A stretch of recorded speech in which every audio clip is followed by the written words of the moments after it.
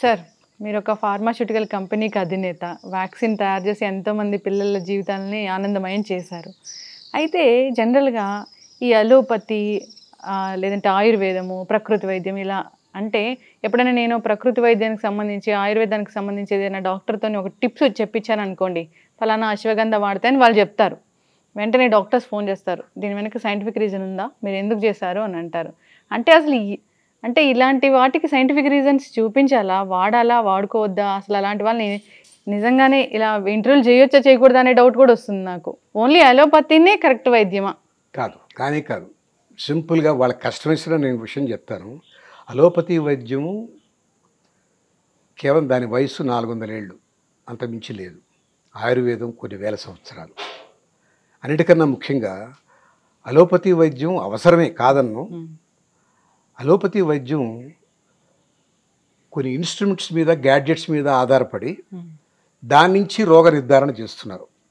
ఏ doctor అయినా ఇవాళ allopathy doctor నాడి పట్టుకొని నీ శరీరతత్వం చూసి నీకున్నటువంటి బ్యాలెన్స్ ఆఫ్ కాన్స్టిట్యూషన్ ఏమైనా చెప్తున్నారా?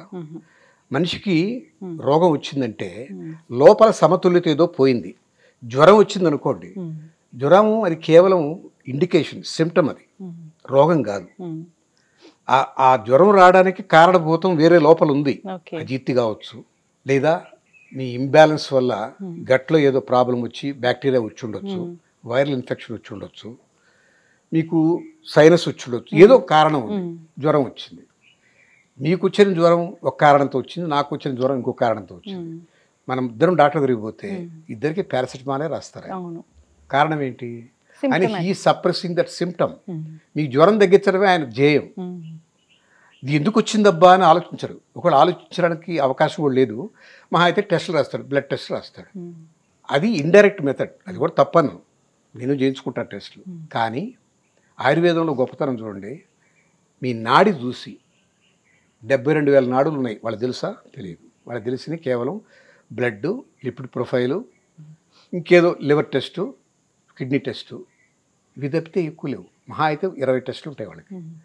72,000 నాడుల్లో ఏం జరుగుతుందో, వాత పిత్త కఫాలు బ్యాలెన్స్ ఎలా అయిందో, వాతంలో కఫం ఎంత ఉంది, కఫంలో వాతం ఎంత ఉంది, ఈ నిష్పత్తులు ఇవన్నీ కూడా కేవలం నాడి పట్టుకొని మీ కాన్స్టిట్యూషన్లో జరిగిన మార్పులను గుర్తించి ఆ మూలానికి మందిస్తాడు ఆయన. రూట్ కాజ్కి. దానికి సైంటిఫిక్ రీజన్ ఉందంటే సైంటిఫిక్ రీజన్ ఒకప్పుడు మహర్షులు దాన్ని దర్శించారు, చేశారు. లేదని ఎట్టన్నావు? ఇప్పుడు ఎట్లయితే నువ్వు గాలి చూడకుండా గాలి ఉందని ఎలా అనుకున్నావు, నిప్పు పట్టుకోగలవా? పట్టుకోలేవు, దొరకదు చేతికి. ఫిజికల్గా ఏం లేదు, ఒక కీలే మనకు చేతికి ఇటు దొరకవచ్చు దాంట్లో. అరే ఇక్కడ ఏం పట్టుకోవడానికి దొరకలేదు, ఒక జుట్టును పట్టుకున్నట్టుగా పట్టుకోగలవా? పట్టుకోలేవు.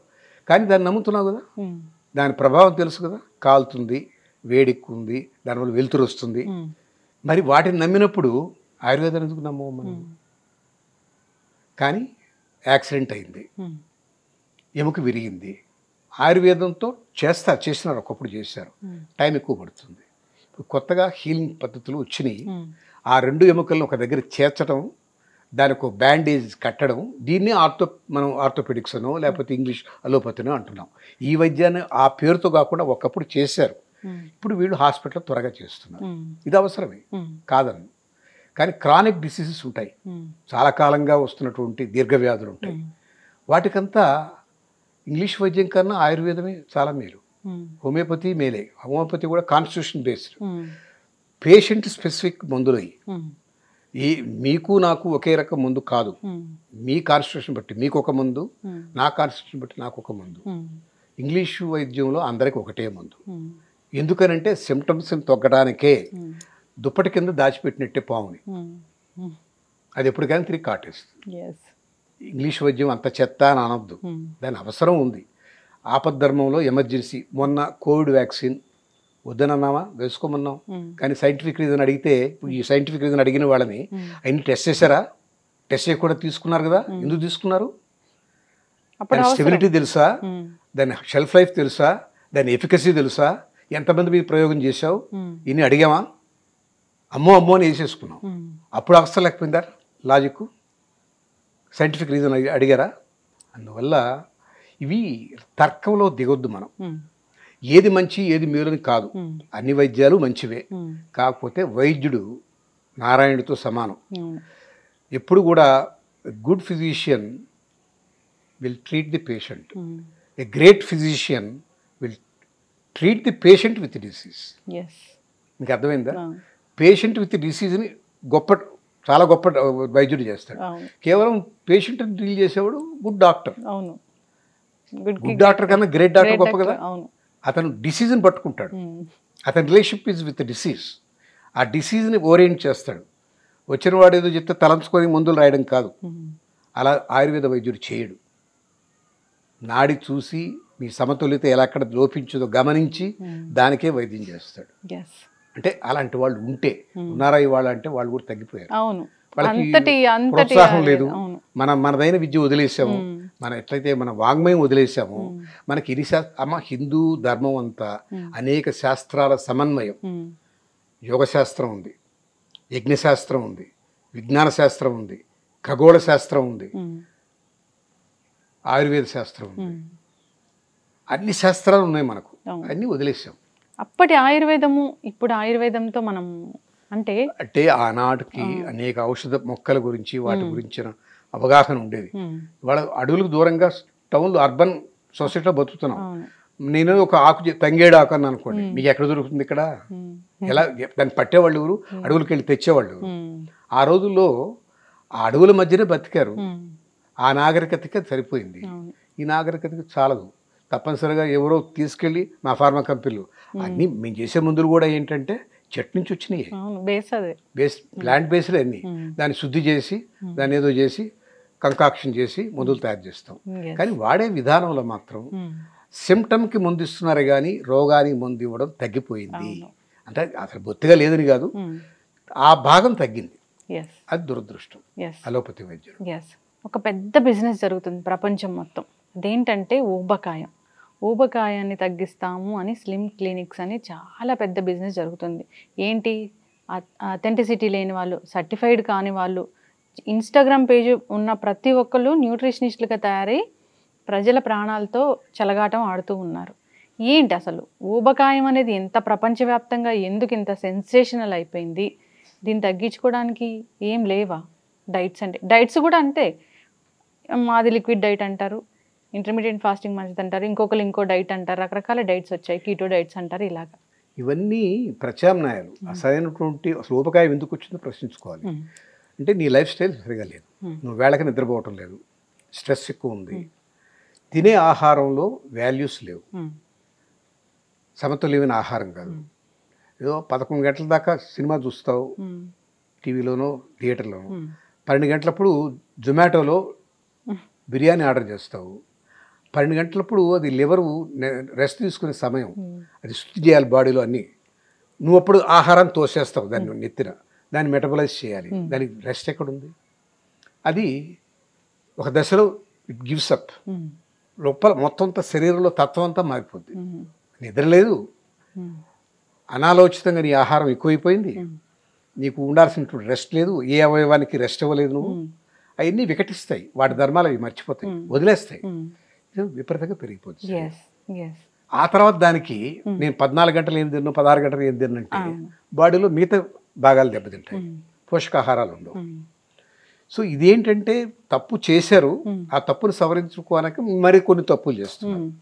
దీన్ని వ్యాపారాత్మకంగా చూసి బేరియాటిక్ సర్జరీలు అవన్నీ వచ్చేసినాయి. అవన్నీ వ్యాపారాత్మకమే, అది ఎంత పర్మనెంట్ సొల్యూషన్స్ కానే కావు, చాలా ప్రమాదం. కాకపోతే ఇవాళ రేపు అందంగా కనపడాలి. నాకు పెళ్ళి ఇప్పుడు మొన్న అంబానీ వాళ్ళ ఇష్యూలో కూడా నేను విన్నాను, వాడికి ఏదో బేరియాటిక్ సర్జరీ ఏదో చేశారట. ఎక్కువ తినలేడు, ఎక్కువ తినలేకపోతే నీరసం, పోషకాహారాలు వెళ్ళవు. ఇవన్నీ ఎందుకు వచ్చినాయి అంటే తప్పు చేశారు, ఆ తప్పు ఫలితం అనుభవిస్తున్నారు, దాని ప్రత్యామ్నాయాలు ఎత్తుక్కుంటున్నారు. ఆ ప్రత్యామ్నాయాలు సరైనవి కావు. దానికి ఏం చేయాలంటే మళ్ళీ మొత్తం అంతా జీవన విధానాన్ని మార్చుకోవాలి. Over period of time 3 years 4 years సర్దుకుంటారు. అట్లా కాదు నేను 2 నెలల్లో పెళ్లికి రెడీ కావాలంటే బేరేటి సర్జరీయే. ఈ ఆపద్ధర్మ సూత్రాల వల్లనే ప్రమాదం, అవన్నీ కరెక్ట్ కాదు. ఊబకాయం అనేది చేసిన తప్పుల ఫలితం, దాన్ని సరిదిద్దుకోవడానికి తగినంత సమయం. పొట్ట రావడానికి 2 నెలలు కాదు, పొట్ట కరగడానికి 10 నెలలు కావాలి. ఒకసారి రావడం అంటే చాలా ఈజీగా వస్తుంది, పోవడం తేలిక కాదు. మళ్ళీ 10 నెలలు నువ్వు అవస్థపడాలి. ఎక్సర్సైజ్ చేయాలి, తగిన పరిమితమైన ఆహారం తీసుకోవాలి. పరిమితం అంటే తక్కువని కాదు, సరైన ఆహారం తీసుకోవాలి. నిష్పత్తి ఉండాలి. Carbohydrates 20%, fat 35-40%, proteins 35-40%. ఆ రకమైన కొలమానం లేకుండా ఏది పడితే, ఇప్పుడు ఏదో మనకు నచ్చిందని బిర్యానీలో ఏముంటుందమ్మా, అన్నం, ఆ మసాలా ఉంటుంది, ముక్కలు ఏదో ఉంటాయి. వెజిటేరియన్ వాళ్ళకి వెజిటేరియన్, మాంసం వాళ్ళకి ఇక మిగతా ఏమి లేవు. దాంట్లో ఉండాల్సిన ఫ్యాట్ లేదు, దానికి ఉండాల్సిన ప్రోటీను లేదు, కార్బోహైడ్రేట్స్ విపరీతంగా ఉన్నాయి, లావిక్కిపోతారు. అవును, మీలాంటి పెద్దలు చెప్తుంటారు షడ్రుచులు ఏదైతే ఉంటుందో అన్ని తినాలి. అంతే, వగర తినాలి, చేదు తినాలి, తీపి తినాలి. మేము షుగర్ పేషెంట్ తీపి తినకూడదు అనకూడదు, తీపి కూడా తినాలి, పరిమితంగా తినాలి. అవును, అది ఏది అవాయిడ్ చేయకూడదు. సృష్టిలో ప్రతి ఒక్కటి నీకు అవసరం, ఏది వద్దని లేదు. అందుకనే ఉగాది పచ్చడి తింటాం. ఏది కూడా సైంటిఫిక్ రీజన్తోనే చెప్పారు. ఏకాదశి నాడు మనం ఉపవాసం ఉన్నామంటే దేవుడు శాడిస్ట్ అయి మనల్ని అడగలేదు, ఉపవాసం ఉండరా నువ్వు ఎండిపోతే నాకు ఇష్టం అని. దానికి సెలవు ఇవ్వాలి, జీర్ణ వ్యవస్థకి ఒక వెసులుబాటు ఇవ్వాలి, అది సమీకరించుకొని మొత్తం శుద్ధం చేసుకోవాలి. మనం ఒకసారి ఇల్లు మొత్తం తిరుమంజనం చేస్తాం టెంపుల్లో, ఎందుకమ్మా మొత్తం శుభ్రం చేస్తారు కదా. మన ఇల్లు కూడా ఒక శుక్రవారం నాడు ఇప్పుడు మొత్తం అంతా కడిగేస్తాం కదా, అట్లా కడుక్కోవాలి. 15 రోజులకు ఒకసారి పెట్టారు లంకణం పరమౌషధం. అంతేగాని దేవుడు మనం ఉపవాసం ఉంటే మెచ్చుకొని మనకు వరాలు ఇస్తాడు కాదు. దేవుడు ఎప్పుడు మనల్ని కష్టపడమని చెప్పలేదు. సుఖంగా బతకండి రా అన్నాడు, ఆనందో బ్రహ్మ అన్నాడు. ఆనందంగా ఉండడానికి మనం ఏం చేయాలో చేయకుండా మనం అనుకునే ఆనందం, మనం పొందే ఆనందం చాలా తేడా ఉంది. వైకారియస్ ప్లెజర్స్ మనవి. సినిమాలో పిచ్చిగంతులు వేసే హీరోని చూసి ఆనందపడుతున్నాం, అది కాదు ఆనందం. ఈ ఆత్మ ఆ పరమాత్మతో అనుసంధానం కాగలిగినటువంటి ఆ తాదాత్మ్యం పొందగలిగిన ఆనందం, అది పరమానందం. అది కాదు మనం పొందే ఆనందం. పిచ్చిగంతులు వేసే సినిమాకి వెళ్ళి అది ఆనందం అనుకుంటే మనం ఏం చేస్తాం? అది మీరు తెలియటం లేదు ఏది ఆనందం, ఏది పరమానందం, ఏది బ్లిస్సో, ఏది ఎంజాయ్మెంటో అర్థం కాని పరిస్థితిలో పడిపోయింది. ఎందుకనంటే మన వాంగ్మయం చదవట్లేదు. అది ఏదైనా కానీ ఇప్పుడు అంటే జనరల్గా మన జీవితం అయినా కానీ ఒక ఇల్లే అనుకోండి, లేదా మనం వాడే సెల్ ఫోనే అనుకోండి, బ్రాండెడ్ అయితేనే, యాపిల్ ఫోన్ అయితేనే. అదే ఇప్పుడు ఏమైందంటే, ఒకప్పుడు we used to love people, use gadgets. We love gadgets and we use people now. Reverse అయింది. ఇది చాలా ప్రమాదం. ప్రాణం లేని ఫోన్తో గంటల తరబడి గడుపుతాం. మనకు ప్రాణం ఇచ్చిన అమ్మతో 10 సెకండ్లు మాట్లాడు. ఎక్కడ తేడా వచ్చింది చూడండి. తల్లికి టైం లేదు కాబట్టి మదర్స్ డేని ఒక్కరోజు పోతావా? పొగలు పొద్దుస్తుంది జోబులో దోపుకొని ఆ ఫోన్ చూసుకుంటూ బతుకుతావా? ఎంత తేడా వచ్చింది. ఫోన్ లేని మనిషి ఎక్కడ చూపిస్తారా నాకు? మీరు రోడ్డు మీద నడుస్తూ మాట్లాడుకుంటూ నడుస్తున్నారు. ఫ్లైట్లో ప్రమాదం పడిపోద్దన్నా కూడా దక్కలేకుండా ఫ్లైట్లో వాడుతున్నారు. అంటే ప్రాణం కూడా లెక్కలేదు, ఫోనే అంతే. ఆ క్షణం మిస్ అయితే ఏదో మిస్ అయిన ఫీలింగ్. ఎస్, ఖచ్చితంగా సార్. మీరు అన్నట్లు అమ్మకి టైం ఇవ్వట్లేదంటే నిజంగానే అమ్మని కనీసం అమ్మకి ఫోన్ చేసి ఒకరోజు మాట్లాడే 1 నిమిషం మాట్లాడే వాళ్ళని కూడా మనం చూడట్లేదు. ఇప్పుడు అందరూ వెళ్ళిపోయారు, అసలు ఇక్కడ ఎవరున్నారు? అందరు విదేశాలకు వెళ్ళిపోయారు, అమ్మ మాత్రం ఇక్కడ ఒంటరిగా మిగిలిపోయింది. లేదా ఇక్కడ బిజీ స్కెడ్యూల్ అయిపోయింది, అమ్మ వెళ్ళి అనాథాశ్రమంలో, వృద్ధాశ్రమంలో ఉంటూ ఉంది. అంటే ఈ జాతి నష్టం వల్ల అదే మన సంప్రదాయం పోయింది. తల్లి తండ్రి గురువు పోయింది, గోమాత లెక్కలేదు. భూమిని ఎట్లంటే ఎట్లా పచ్చటి పొలాల్ని అమరావతి నగరాలు కట్టుకోవడానికి సంక్రమించాం మనం. అది ఎక్కడ అవసరమా? బ్యారన్ ల్యాండ్ బోల్డుతుంది, రాజధాని అటు కట్టుకోవచ్చు కదా. పచ్చడి పొలాలు తీసి మార్చేసి అక్కడ నగరం కట్టాలి. ఆయన ఏం విజనరీ నాకు అర్థం కాదు. కరెక్ట్. దీని మీద మీరు తమ్నైలు చంద్రబాబు అక్కడ చంద్రబాబు నాయుడు కావచ్చు, అక్కడ ఎవరైనా కావచ్చు, తమ్నైలలో పెట్టకండి. చెప్పండి పచ్చడి పొలాలు అర్బనైజ్ అయిపోతున్నాయి, తప్పది. తప్పు. ఆహారం పండించే పొలంలో పచ్చడి పొలాల్ని మనం విడిభూములుగా మార్చడం చాలా తప్పు. అవి లేఅవుట్లు వేసేసి బిల్డింగ్లు కట్టడం మొదలెట్టాం, అది తప్పు. ఎక్కడో దూరంగా పోయి కట్టుకోవాలి కానీ పొలాల్ని మార్చడం ఏమిటి? అన్నం పెట్టే పొలాన్ని నువ్వు దాన్ని బిల్డింగ్లు కట్టేస్తాను, 5-10 స్టార్ కట్టేస్తానంటే ఎట్లా? నెక్స్ట్ జనరేషన్ కి మనం ప్రకృతిని అంతా ధ్వంసం చేసి ఇస్తున్నాం. డిఫారెస్టేషన్. ఏ జంతువుని బతకనవట్లేదు, అన్ని తినేస్తున్నాం. చైనా వాళ్ళగా పావును కప్పలు కూడా ఇప్పుడు డిషెస్, సిగ్నేచర్ డిషెస్ అని వస్తాయి కూడా. అవి అది సర్వజీవశ్రీ. మన సంప్రదాయం ఏంటంటే సర్వజీవ శ్రేయం, సర్వమానవ క్షేమం, సర్వలోక ఔదార్యం అన్నీ ఇవన్నీ 3 ఉంటేనే భారతీయ సంస్కృతి. అవును. అవన్నీ వదిలేసాం. ఇప్పుడు ఏదైనా సంస్కృతి లేదు, ఏమీ లేదు సార్. మీరు అన్నట్లు గ్రహాలని, గ్రహం అంటే చంద్రుడు ఒక గ్రహం, అక్కడికి వెళ్తున్నాము, సూర్యుడు ఒక నక్షత్రం అట్లా చూస్తున్నారు కానీ టెక్నాలజీ పరంగా సైంటిఫికల్ గా ఇలా చూస్తున్నారు కానీ రేడియేషన్, పాజిటివ్ రేడియేషన్ బోర్డంత వస్తుంది. దాని నుంచి మనకు శక్తి, కాస్మిక్ ఎనర్జీ ఎక్కడి నుంచి వస్తుందమ్మా? భూమి నుంచి. భూమితో పాదం మోపి నడవకపోయినందువల్లనే చాలా జబ్బులు వస్తున్నాయి. అందుకనే రోజు కనీసం నీ భూమి టచ్ చేస్తూ కాళ్ళకి చెప్పులు లేకుండా నడవమంటున్నారు. ఇప్పుడు వచ్చిన ఎన్ని రబ్బర్ చెప్పులు, పాత రోజుల్లో చర్మం చెప్పులు ఉండేవి. చర్మం చెప్పు అయితే ఎనర్జీ వస్తుంది, కానీ రబ్బర్ చెప్పులకి రాదు. ఇన్సులేషన్ అది. మనం కరెంటు స్విచ్ తాకాలంటే రబ్బర్ గ్లౌస్ వేసుకుంటాం, అంటే మనకు ఎనర్జీ రాకుండా. మరి భూమి నుంచి ఎనర్జీ ఎట్లా వస్తుంది మనకు? ఎలక్ట్రోమాగ్నెటిక్ ఎనర్జీ రావాలి. మనం భూమితో స్పర్శ వదిలేస్తాం. అంటే భూమాతే కదా, భూమాతకి స్పర్శ లేదు. మన తల్లిని కూడా తాకటం లేదు, భూమిని తాకటం లేదు, గోమాతని తాకటం లేదు. అన్ని మాతల్ని వదిలేసాం. మరి ఆరోగ్యాలు ఎక్కడి నుంచి వస్తాయి? అవును. అందుకే రకరకాల అంటే పేర్లు తెలియని రోగాలు కూడా వస్తూ ఉన్నాయి. ఎస్, ఖచ్చితంగా సార్. గోమాత, మీకు ఒక విషయం చెప్పాలి, అది గోసూక్తంలో ఉంది. గోవుని యజమాని తాకితే ఆ గోవు అర్థం చేసుకుంటుంది, మా యజమానికి ఈ పలానా జబ్బు ఉందని. వెంటనే అది వెళ్ళి ఆ పర్టికులర్ ఔషధం ఉన్నటువంటి మొక్కని తినొచ్చి పాలిస్తుంది. ఎంత గొప్పది! తల్లితో సమానమే కదా, తల్లి కన్నా ఎక్కువే కదా. ఔషధం మిల్క్ ఇస్తుంది మీకు, అది వదిలేస్తాం, దానికి కోసి తినేస్తున్నాం. తల్లి కూడా బేబీకి మిల్క్ ఇచ్చేటప్పుడు ఆ టచ్ వల్ల తన బిడ్డకి ఎలాంటి యాంటీబాడీస్ కావాలో తయారు చేసుకుని మిల్క్ ఇస్తారంట. సహజంగా దేవుడు అలా పెట్టాడు, దానికి దూరం అయిపోయాం మనం. అవును. ఎస్. సో ప్రతిదాన్ని ఇప్పుడు నిజంగానే గ్రహస్థితి బాగాలేదు, దోషాలు అట్లాంటివి ఇట్లాంటివి మాట్లాడుకుంటే అది కూడా బిజినెస్ అయిపోయింది. ఇప్పుడు ప్రతి గల్లీకి ఒక జ్యోతిష్యులు తయారవుతున్నారు. అసలు జ్యోతిష్యానికి అర్థం పరమార్థం. జ్యోతిషాబద్ధం కాదు, దాన్ని అన్వయించి చెప్పేవాడు మోసగాడు. వాడు చదువుకోలే, దాన్ని వాడుకుంటున్నాడు. అవును. అది ఆ శాస్త్రాన్ని అడ్డం పెట్టుకుని డబ్బు చేసుకుంటాడు.